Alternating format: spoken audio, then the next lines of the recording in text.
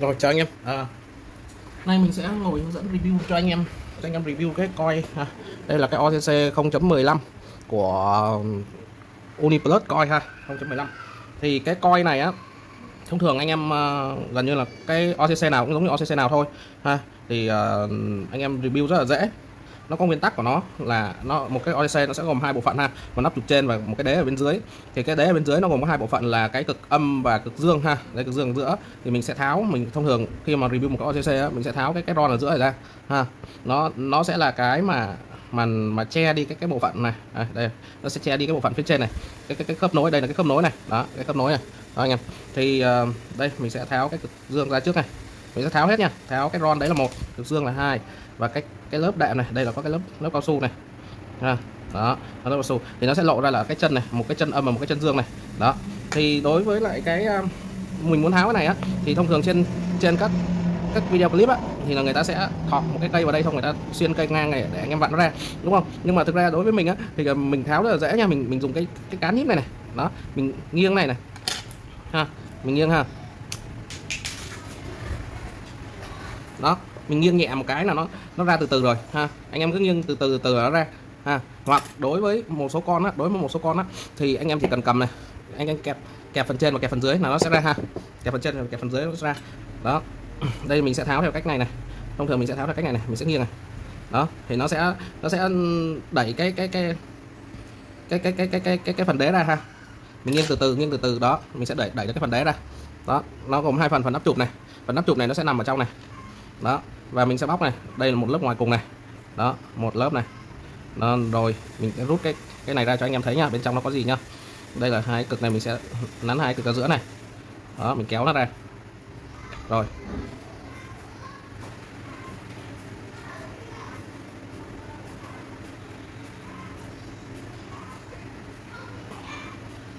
Đó, chúng ta sẽ có một cái lưới như thế này ha. Đối với một cái lưới như thế này rồi, và chúng ta sẽ có 1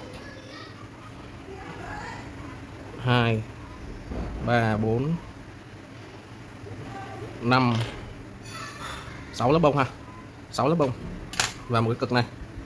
Thì anh em để ý này, cái bộ bill này là bộ bill mình mua trên Lazada này, nó sẽ có cái lưới 1.5 giống như này nha. Nó không có giống như là của hàng zin của hãng ha. Thì trên Lazada nó sẽ rất nhiều, ví dụ như bộ này là bộ PNP VM6 ha. Thì anh em có thể tìm những cái bộ mà nó có cái lưới giống như thế ha, cái lưới giống như thế này ha. Đây là lưới của nó này đó. Tại sao OCC của thằng Opva nó kích ngọt, nó rất là ngọt? Tại vì là cái lưới này, cái lưới này, nó hình lục giác, anh em nhìn này, hình lục giác này, lục giác đều này đó, cho nên là nó sẽ đẩy cái vị rất là ngọt luôn đó. Thì bây giờ chúng ta có 6 cái cọc bông này, và chúng ta có một cái xác OCC ở đây. Rồi bây giờ chúng ta sẽ lấy cái lưới ra.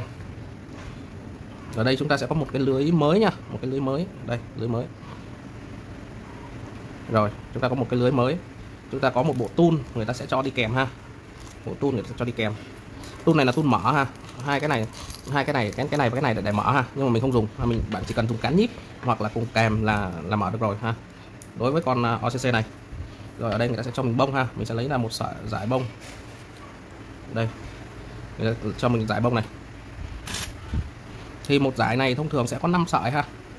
Thì ở kia người ta cho mình 6 mà cái sợi này rất là ngắn ha. Đây, sợi này nó rất là ngắn. Đó, nó chỉ bằng 1/3 cái sợi này thôi. Đó, anh em thấy chưa? Thì mình lấy ở đây ra khoảng tầm 2 sợi bông ha. 2 sợi bông. Rồi, để lấy thêm sợi nữa dự phòng. Thông thường thì bông mà zin á, so với bông mình review á, nó sẽ khác nhau một chút nha. Do cái độ dày bông nha. Độ dày bông nha. Mình build nó vừa tay ha, cái này bạn làm nhiều lần thì nó sẽ quen thôi, nó không có gì cả.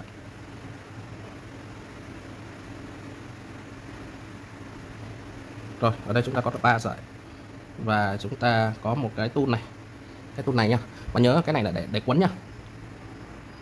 Rồi chúng ta có một cái tool này, thì cái lưới nó sẽ bao quanh cái này này. Mình sẽ build cái lưới này, cái lưới nó sẽ nằm vào vòng quanh này, vòng quanh cái chân này. Đó, là nó vừa một vòng luôn này. Em nhìn này, nó vừa một vòng luôn. Tại sao là người ta dùng cái lưới này ha? Người ta cho cái tool này. Cho cái tool này là nó vừa một vòng luôn, này luôn này. Đó. Và mình sẽ ướm vào đây nha, mình sẽ nhét cái đấy vào đây nha. Đó, thì là nó vừa này luôn này. Anh em nhìn chưa? Đó. Thì ở đây Ở đây chúng ta sẽ gấp cái này làm 3 ha. Mình sẽ để ý, mình sẽ thấy là nó gấp làm 3 thì mình có 6 sợi ha. Mình sẽ gấp làm 3. Rồi 1 2. Mình thử thôi nha, và mình quấn. Gấp làm 3 nó hơi bị hụt, gấp làm 2 thôi. Đây. Gấp làm 2 thôi thì làm sao ra 6 sợi giống như là của người ta, thì mình sẽ phải bốc thêm một sợi nữa ha.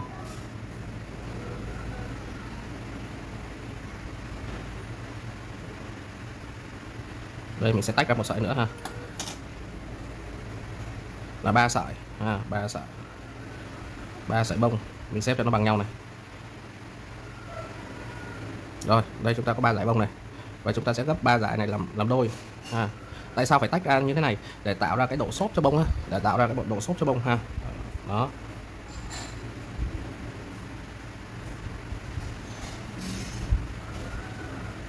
Rồi chúng ta có một dải bông 6 lớp ha, rồi chúng ta có một cái miếng lưới và chúng ta bọc vào đây ha. Rồi mình sẽ bọc này, đây miếng lưới như thế này nha. Đây là dải bông này, mình sẽ đặt miếng lưới giữa dải bông này, đó, sao cho bông nó bao hoàn toàn cái miếng lưới nha, bông bao hoàn toàn miếng lưới. Đặt cái này vào giữa này, rồi và chúng ta bóp lại này, đó, bóp chặt này nha, bóp chặt lại. Rồi và chúng ta ướm thử vào đây. Này là còn dư một chút này ha, mình thấy nó rất là nhẹ nhàng. Mình thấy là 6 dải, mình sẽ thêm một dải nữa là 7 ha. Rồi đừng bóp chặt quá nha, vừa tay thôi, đó. Thì chúng ta sẽ có một cái sợi bông như thế này, đó, đặt vào đó. Chúng ta sẽ có được một cái sợi bông như này nha. Sau khi mà chúng ta có được một sợi bông như này, chúng ta sẽ cái sợi này là sợi cuối cùng này, mình bao giờ mình cũng để dành một sợi cuối cùng để mình quấn bên ngoài như thế này này, đó anh em thấy không? Thì bây giờ chúng ta sẽ cắt ha, chúng ta sẽ cắt ngang này, đó, mình chừa cái sợi cuối cùng này ra nha, xong mình cắt này, cắt sao cho nó sát mặt nha, đó. Rồi xong, bây giờ mình cắt xong rồi á thì mình đừng quấn vội nha.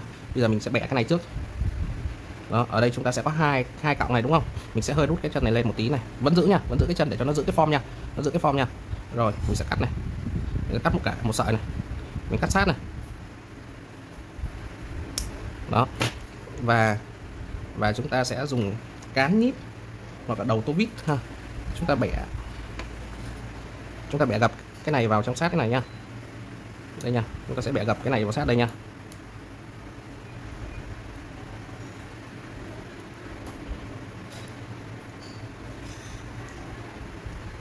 Đó, chúng ta sẽ bẻ gập này, em nhìn thấy mình bẻ gập này, đó thấy không, đây, bẻ gập đó, bẻ gập vào, và chúng ta sẽ được một cái cực này là cực âm nha. Rồi xong mình hơi kéo cái đầu này xuống một tí này, đó, mình sẽ nhấn cái lớp đạn cao su này vào đây để nó tách cực âm và cực dương ra nha, rồi mình sẽ nhấn cái này vào đây, đó, rồi mình vẫn cho cái này vào nha, rồi để mình lấy thế giữ ha, và mình sẽ bấm cái này cách một khoảng rất là nhỏ ha, để vừa đủ để bóp thôi, đó. Rồi sau đó mình lắp cái cực dương vào đây, lắp cái cực dương vào, đó, thì bạn thấy này, đó, mình sẽ phải bóp cái cực dương này, mình cắt hơi dài một tí.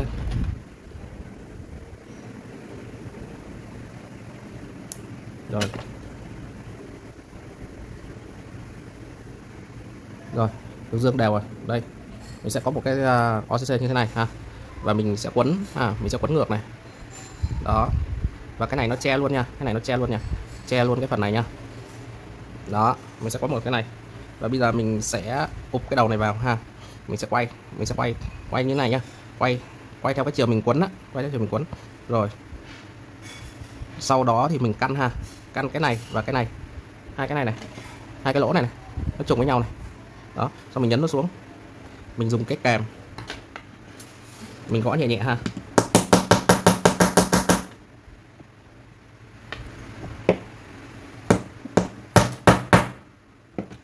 rồi chúng ta sẽ có một cái OCC ha, chúng ta sẽ có một cái OCC, coi như là OCC này là renew, và cái này là để dành cho những trường hợp là OCC nó hết hoặc nó không về kịp. Chứ còn thực ra thì khi mà anh em review như này á thì nó sẽ tùy nha, cái chất lượng của nó sẽ tùy vào cái loại bông, loại kit review và tay nghề của anh em ha. Thì không phải anh em nào review nó cũng ngon, nhưng mà đối với mình thì mình review được đạt đến 9/10, thì 9/10 mình không thể nào mà bằng của hãng được, hoặc cái vị nó ra nó sẽ hơi khác hãng một chút ha.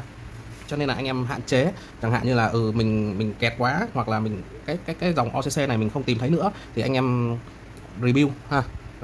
Rồi cảm ơn anh em rất là nhiều. Rồi mà nhờ anh em đăng ký giúp kênh của mình nha. Rồi cảm ơn anh em.